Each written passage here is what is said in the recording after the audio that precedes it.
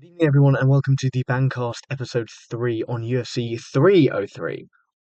Today I'm going to be going over Pereira versus Prohaska, formerly McGregor versus Chandler, UFC 303. Really nice card. I was expecting a lot more, a lot less finishes. There was the whole UFC gloves thing, which I always believed was fake. I thought it was just boring fights going on, and it seems to be because we've had quite a few knockouts on this card. Except not the one that everyone was hoping for, which was Ian Gary versus MVP, but we'll get into that later. Of course, everyone wants to hear me discuss the main event. All 16 of you viewers out there want to hear me discuss the main event, and I will. I think that Alex Pereira is a much better striker than people think he is in the UFC octagon because he seems to do really well in these rematches. I think Pereira is just one of those guys who really need to get someone's timing down before they can really confidently demolish them. I think some of the closer fights he's had previously, like maybe the Jan Blachowicz or the Bruno Silvas, he could probably take on quite easily now that he's a bit better. But Jan could do quite well in a rematch, especially considering his Muay Thai background. He could check the kicks, he could deal out the leg kicks, and it seems like everyone Pereira's fighting is just eating these leg kicks. But Izzy did a good job at defending the leg kicks in the first match, but in the second, I think Pereira got his timing down a bit better, and that's why he did look better. I think Pereira looked 100 times better than he did in the first Adesanya fight. It's just a shame that he got knocked out for doing what he normally does, which is try and finish someone with his hands down, swinging against the fence, and just sort of praying that they don't fire back with a counter shot. But enough joking about Pereira. Let's talk about his performance.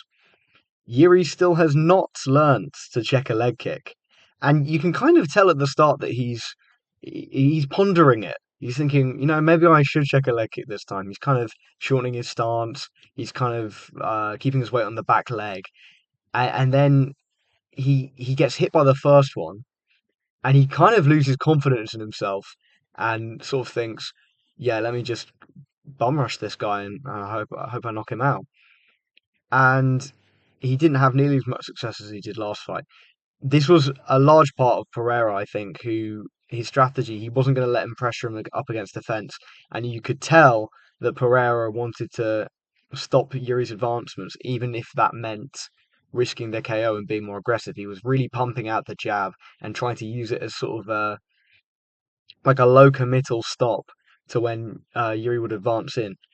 And eventually, Yuri, as we saw in the end of the first round, he just kept advancing, and Pereira finally caught him with that left hook, which I think was the real end of the match. But I guess either way, he got knocked out.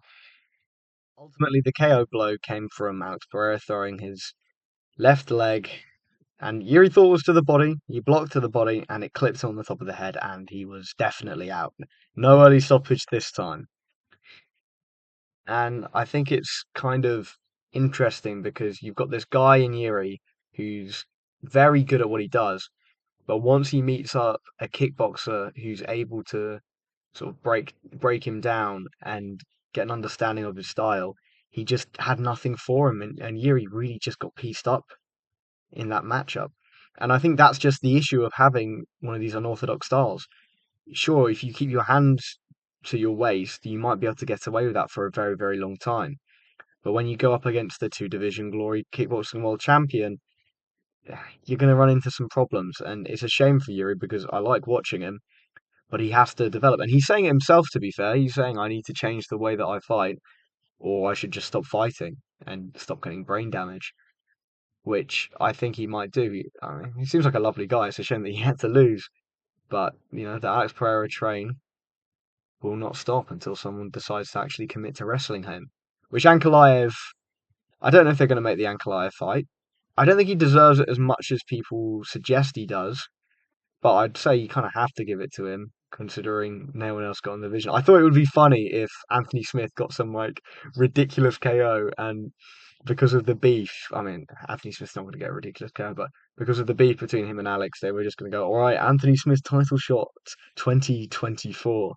That would have been pretty funny, but alas, we're going to have to watch Alex Pereira maybe get ragdolled and maybe even knocked out. I mean, Alex Pereira is some really nice boxing, but then again, every time I watch Alex Pereira fight, I think, oh, this guy might knock him out because Alex Pereira's defense is very unorthodox, just like Yuri's.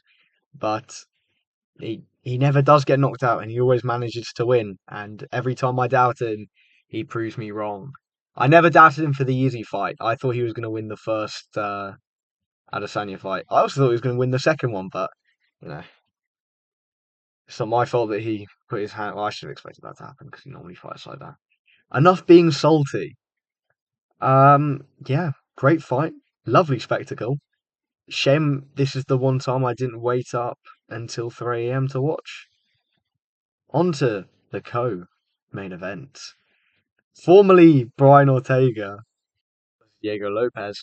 Now Dan Ige versus Diego Lopez because Dan Ige took the fight on about 4 hours' notice, which is really impressive. I think hopefully they paid him well. Maybe they didn't. Maybe they're just like, oh, extra fight on the contract, bro. Yeah, he'll never fight his way out of that. Poor bloke. Probably got 20 for 20 for fighting on 4 hours' notice. But enough about dissing fighter pay. Let's get on to the fight. The thing about this is Brian Ortega, right? I feel bad for him. He did take the fight on short notice, and he he missed weight, and then he got ill. And you don't want to be fighting with a fever. You're risking your ranked spot and possibly your title fight eventually. But all my sympathy disappeared once I remembered that on The Ultimate Fighter, one of his guys blew his knee out literally like the night before the fight. And he was like, oh, just stuck it out, mate. You know, I had to fight injured sometimes. And I did not like that. So he got what he deserved. But onto the actual fight. Dan Ige, really nice use of the jab. His boxing looked really sharp. He was able to use the double jab to get into distance. Diego Lopez not as invincible as everyone first thought. Very tall guy for the division, but he was getting out out jabbed. Have a really nice use of the plum clinch, plum clinch, not the plum clinch, the plum or the clinch, not both. Did really well to counter Dan Ige's boxing because if someone's throwing punches at you, if you're the worst boxer, especially if you're longer than them and you don't have the advantage in the speed because they're smaller than you. Their arms have to travel a shorter distance to get to their target. Just grab them and just start kneeing because you can do that. Another L for short-armed MMA fighters. Danny Gay tried to mix up the takedowns, which I thought was it's an interesting decision against someone who's basically known for being unwrestlable. But I guess if you mix it up, it makes the boxing a lot more effective. Lopez really punished him for it. He went for a guillotine attempt, and what I really liked is that he really turned into it. So even if Danny Ige escaped the guillotine, he would end up on bottom, and there was a scramble. And at one point, Diego Lopez ended up taking his back, which was so he's grappling so slick, more impressive than his striking, in my opinion, because he's a bit of a wild man. He has very good power, and his use of the Thai plum, I think, was very impressive. But apart from that, didn't impress me too much, especially against Danny Ige, who's shown time and time again that he is high level, but he's not top level. I mean, people are talking about Diego Lopez like he's the future Hall of Famer just because he almost beat Morsarevlev. It seems like everyone almost beats Morsarevlev, but no one can. Anyone can almost beat Morsarevlev, but 18 have tried to actually beat him, and 0 have succeeded. On to Roman Dolidze versus Anthony Smith. This was very funny. You've got a guy in Roman Dolidze who is a weight class smaller than you and cannot strike to save his life, it seems, outstriking Anthony Smith. And I think a lot of it was the fact that Roman Dolidze kept spamming leg kicks on Smith, and Smith just refused to check them. And Smith eventually did. He was like, okay, I'm getting leg kicks. Let me shorten myself into a Muay Thai stance. And then he proceeds to throw these three Ben Askren. Like, have you ever seen Ben Askren leg kick? It's really funny. He sort of just like he turns his leg over, but there's no momentum in it. He turns his leg over, and then he like nudges the opponent with his leg, and then Anthony Smith proceeded to do this three times in a row. I mean, if he'd have thrown that, if you'd have watched that at three times speed, you'd have think he's Leon Harrison, but he's not. And Roman Dolizzi, he did something that was he's improved his striking, I'd say, because he finished every combination left hook, and he also used it on the counter very well to stop Smith's advances. Smith was jabbing, and he just countered him with a left hook, and he countered him with a leg kick because Smith can't figure out how to either time the jab to the point where he can't counter you with a leg kick, or as Max Holloway did, shorten up your stance. And he did shorten up his stance and didn't do anything with it, and then just went back to getting leg kicks. Blizzy also managed to do his classic clinching up against the fence. Anthony Smith had nothing to that. Managed to. He didn't take him down because Delizzi's wrestling is very questionable. But the second he got Anthony Smith down, you got this jiu-jitsu wizard who just sort of like curled up into a ball and took shots for the rest of the round. Considering this is John's best win, or most impressive win, without the possibility of him taking performance enhancing drugs, it really does say a lot about his legacy, I would say. But that'll get me a lot of hate, so hopefully hopefully this doesn't resurface in the future, and I get lots of hate for it. Um, Ian Gary versus MVP. I was saying this fight was going to be boring. I thought it was going to be boring on the feet. Ended up being boring on the ground. For the amount of time that MVP was on the feet, he actually looked quite impressive, and Gary did not look very impressive at all. But he did what he had to do to win at the expense of the fans on a very probably a very highly viewed card. He didn't strike with MVP, and he could have won. I think maybe he just isn't that good. Maybe he's not that good at striking, and he didn't believe in himself because he knew he would lose to MVP. But he did the smart thing. To be honest, his coach would probably have thrown a fit if he hadn't wrestled. I would, if that was my fighter and he wasn't trying to wrestle with MVP. I'd be like, "What are you doing?" Really, really unimpressive grappling performance from MVP. I mean, Gary was on his back and he just seemed kind of lost. Gary didn't seem like he had a lot of initiative. He was just sort of clinging onto the back for dear life. Attempted some rear naked chokes, but didn't quite get it in. Although MVP doesn't really get submitted. He's he didn't get submitted by Kevin Holland. He was on his back, but Kevin Holland isn't that amazing of a. He doesn't have that amazing of a top game. Yeah, DC roasting him for not twerking when Ian was his back, and maybe he should have been twerking. BBL Gary. Joe Pyfer versus Marc-Andre Barriault. Two Canadians on the card. Neither of them won. It's not looking good. Pyfer managed to clip Barriault with a very nice right hand over the top, and he wobbled him. And something that I really liked is he went for the left hook to the body immediately. And I think that's what really causes him because when you're rocked, you're not thinking about tensing the core, making sure to roll with the body shots. You're not doing that, and I think that really made it worse for a guy who already has good power. He used the calf kick very nicely, as because Barriot was trying to circle off, which you should do against someone with big power. But every time he tried to circle, Joe Pyfer went for the calf kick. Even though he did get embarrassed by Jack Hermansson, there is hope for Joe Pyfer, especially if he keeps calling out very bad strikers like Paul Craig. A bit of a cowardly move, maybe. Or maybe he just doesn't want to lose again. He wants to build up the hype train. I guess if he wants an easy matchup, Paul Craig is that. He really is a prospect. I'd like to see him against Jared Cannonier. I think that would be a fun fight. I think because we haven't really seen anyone who can really give him a threat in the striking. Jack Hermansson outstruck him really weirdly. I don't know if Jack Hermansson's just become a much better striker, but Jack Hermansson showed that he had a lot of flaws in the striking, and that kind of if you have the ability to push back on him, he crumbles a little bit. But let's see.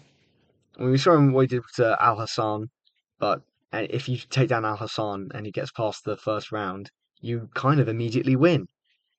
So, let's do a power puncher that actually counts.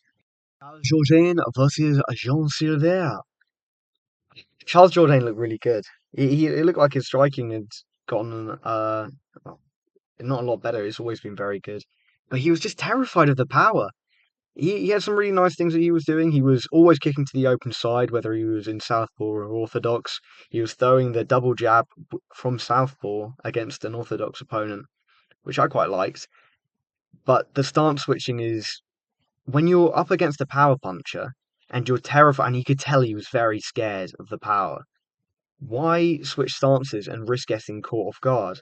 Because Jean caught him while he was out on his feet as he was switching stance and dropped him, and you could tell he just kind of soiled himself. And didn't have the physicality advantage, but kept trying to wrestle with him, even though he was out striking him on the feet, in my opinion. And then eventually he got caught as he come up. He was kind of in a like a wall sit position as he was coming up from the single leg because he kind of pinged back up into a squat, and he got caught with the uppercut, and it just flatlined him. Jean Silva, pretty funny guy. I like the little glasses he wears. Hopefully he does well. He's exciting. Nathan Talbot, very nice performance. Easy win. Just started spamming straight punches and knocked him out. I say spamming straight punches. This isn't like a Duplessis or Brunson Blitz spamming straight punches. This is quite a nice little. I think it was a double jab to a cross, but just flatlines him immediately. Pretty funny guy. He's got a future in the sport. Ricky Simone versus Vinicius Oliveira. I think that's how you pronounce it. It's a shame because everyone's gonna be like, Ricky's washed, Ricky's washed, in which he kind of is. But I don't think he looked super bad. I just think that he should have, when you're going into the hips against someone who's got their hands by their sides, he ducked under the punch very well. He timed it impeccably. But you can't go for a double leg if the other guy's got his hand by his waist because he'll get the underhook. He should have shot for a high crotch maybe, or just a normal single leg. Maybe maybe that's not what he drills. But Oliveira, pretty good striking, used his reach advantage quite well, and Ricky just didn't have any answers for the range.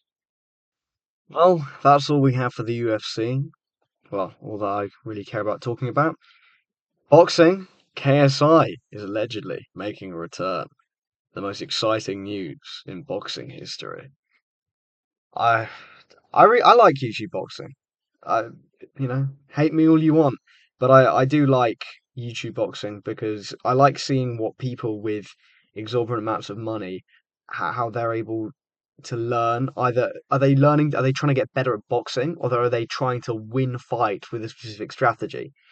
I think that's what KSI is doing. He tries to win boxing matches, but he's not trying to actually get good at boxing, no matter what he tries to say. Very good athlete, really nice overhand right. Everything else, not very good. Not very fun to watch either. Every time Tommy Fury tried to double jab him and then set up something, KSI clinched. Was it on Tommy Fury to be able to come up with a counter for that? Somewhat. Should KSI have actually tried to counter? Because every time he did try and counter and stand his ground, Tommy Fury, like, he landed a bunch more punches. But enough hating on KSI. I just don't like his fan base. They are very annoying. But yeah, thank you. If you're still here, thank you for sticking around. Please follow me on Twitter. Please please subscribe because I need it for validation. Drop a comment if you like.